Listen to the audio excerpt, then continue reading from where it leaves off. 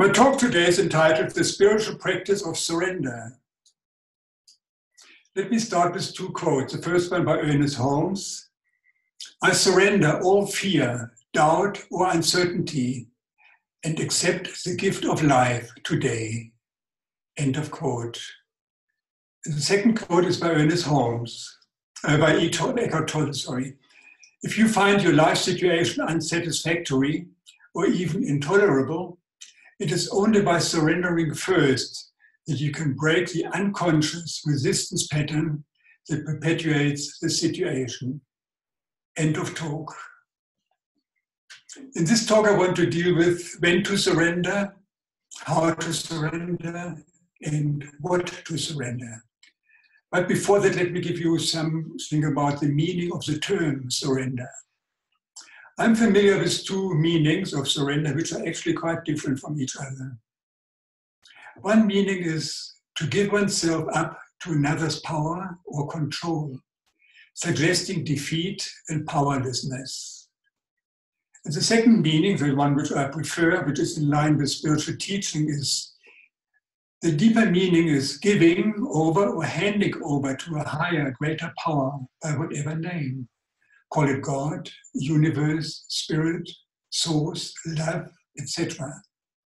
In this context, surrender requires trust, knowing that there is a power greater than I am, a power that is always available and that I can use, and a power that can use me. And it's this meaning I'm referring to in my talk today. So let's look at when to surrender. Well, I suggest as often as possible, whenever called to do so. Make it a regular practice like prayer and meditation. Use it like a regular ritual, a cleaning or cleansing ritual. I had a very recent experience of the power of surrender. Actually, it was yesterday, not long ago, and I still remember it. My life partner, Gunnar, was in hospital for 2 days, and yesterday morning he was booked for a colonoscopy procedure. He felt rather nervous about it because he had a cancer operation many years ago. There was some fear that it might have come back. For some reason, the procedure did only take place at about midday because he was booked in for the morning, but the procedure unfortunately only took place in the middle of the day. So there was quite a few extra hours of waiting, which is not easy for somebody who tends to be rather impatient, which he is quite often. He was told that once the procedure was done, he could go home in the afternoon after the surgeon had seen him and discussed the results of the procedure. But there was what happened to be quite a very long wait. It was 2 o'clock, 3 o'clock, 4 o'clock, and no surgeon in sight. So Gunnar became rather restless and nervous, and I also felt quite uncomfortable, imagining all kinds of things. What was the result of the procedure? What is happening here? The nurses told us that the surgeon was still in the operating theater and would attend to Gunnar once he was ready and complete. So more waiting, 5 o'clock, 6 o'clock, more appearance of nervousness and impatience. And then something struck me. Getting hectic and nervous and impatient won't get us anywhere. It was only get us locked into frustration and maybe even anger. And then a word flashed through my mind: surrender, surrender. Even though I don't understand the delay, I didn't really know what was happening, but there's always a higher cause at work. The surgeon had an emergency operation to attend, and that could be his priority in that moment. Or there could be other reasons we don't know about. And then I said silently to myself, I surrender to the infinite power and loving presence of God, knowing that the highest and greatest good for all concerned is unfolding now under grace and in perfect ways. I repeated this a few times, and then I felt a sense of peace and rest. And Gunnar also appeared to be more relaxed and at ease, even though I didn't tell him about my surrendering exercise. I even visualized the surgeon entering the room and telling us the outcome of the procedure. And then, about 20 minutes later, the surgeon arrived with a big smile on his face. He said, the colon is clear. Yeah, there's nothing to be concerned about, and you may go home now. He also apologized for the long waiting time. And we were so grateful, and I noticed once again, surrender is a very, very powerful practice. It just needs to be remembered. Remember to surrender. What are we doing when life situations become intolerable or unsatisfactory? Are we trying to fix it? Blaming other people, circumstances, politics, the weather, the current economic situation? Blaming ourselves, wanting to be in control but desperately fighting the situation? Forcing some kind of solution? Or maybe even praying? That is what we often seem to be doing, controlling circumstances, other people, and maybe even trying God. We want to be in charge. When I'm getting too deeply drawn into this type of negativity, I might have missed something. I might not have noticed the writings on the wall telling me that it's time to surrender. Something is nagging us to wake up. For instance, when feeling often tired and stressed, not having enough time to do the things you want to do or be, somehow worrying about being short of money and finding it difficult to make ends meet, feeling limited, stuck in a relationship or job situation, or just feeling not being good enough, not being enough, or not being good enough. But let's face it, we do have choices. We can stay in the darkness, feel sorry for ourselves, being a victim of circumstances, or we can awaken, take action, lifting ourselves up and engage in a process of surrendering to something higher and greater. So how do we surrender? Get yourself out of your way and surrender to the flow of life.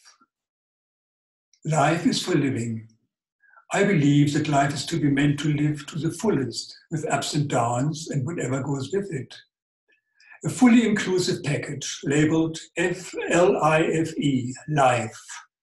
Living in the present moment and loving what is. However, if we want to stay in our comfort zone, we're not really living.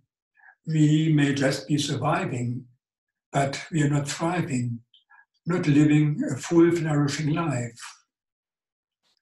There's little, if any, chance for growing and evolving. Stagnation is on the cards. Or we can choose to surrender to the flow of life and thereby open the floodgates for the free, always available, abundant flow of life.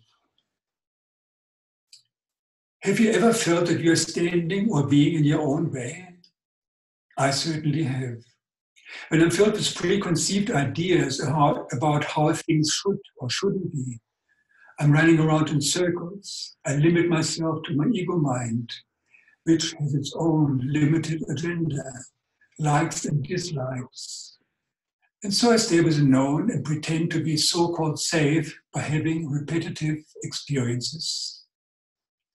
And I might be wondering why I'm getting stuck, why life appears to become boring, limited, uninspired, becoming lethargic, and maybe even depressed.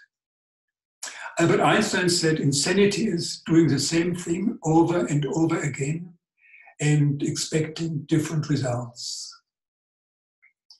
When I'm standing in my own way, I often fail to see a bigger possibility, a larger picture, because I'm limiting myself to the known, to the familiar, living in a box. Probably I'm scared to try something new. Is it fear of failure? Maybe. Fear of becoming vulnerable? Possibly. Looking ridiculous? Yes, quite scared about that too. When we surrender to a higher power, we don't have to concern ourselves with all these worries and so-called limitations. Our inner wisdom, the wisdom and creative intelligence of the universe, knows all, is all-powerful, and operates in a higher and more enlightened dimension, which is beyond my human understanding. So why not letting go and letting God? If I do that, I can say with confidence, my cause is now God's, not mine. Therefore, I happily relax and let go. And my higher self guides me and directs me to the highest and greatest good for me and for all concerned. And the last point is what to surrender. To surrender everything to God, spirit, universe, or whatever you call it, requires deep and genuine trust. Trust opens us to a deeper possibility than we could ever imagine or plan. We can surrender everything and enjoy freedom from attachments and worry. I enjoy listening to a surrender meditation by Kurt Blackson. He is available on YouTube and it takes about 3 minutes to listen. I especially enjoy the following phrases which he uses. I'm going to read them once and then I'll read them again and then leave you space to repeat each phrase for yourself. Let me read it once. I surrender my need for control. I surrender the way I think my life should be. I surrender my need to know as well as my need to be known. I surrender my need for other people's approval. I surrender my imperfections and my need to be perfect. I surrender my heart, my mind, my body, and my spirit. I surrender ego. I surrender I. Thank you, universe. Now read it again, one line by one, and I give you a moment to repeat it for yourself or write it down if you choose to do so. I surrender my need for control. I surrender the way I think my life should be.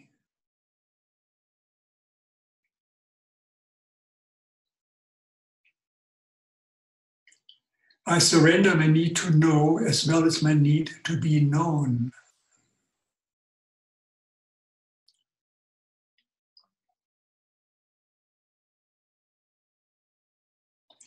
I surrender my need for other people's approval.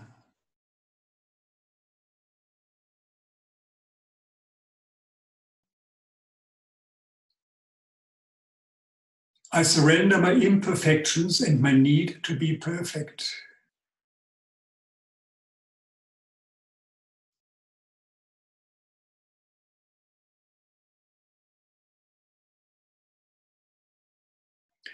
I surrender my heart, my mind, my body, and my spirit.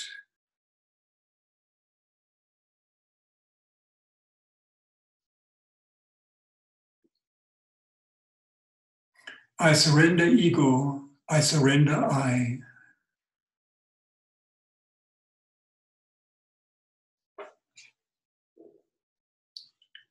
And the final statement of this meditation goes like this.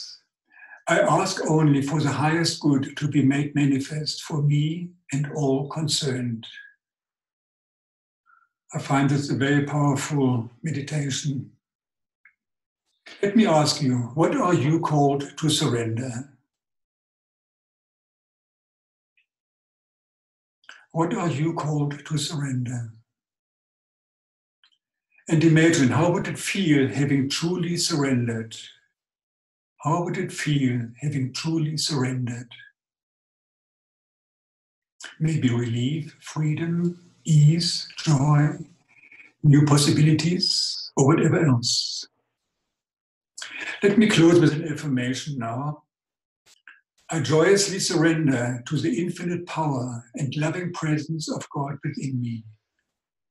I repeat, I joyously surrender to the infinite power and loving presence of God within me.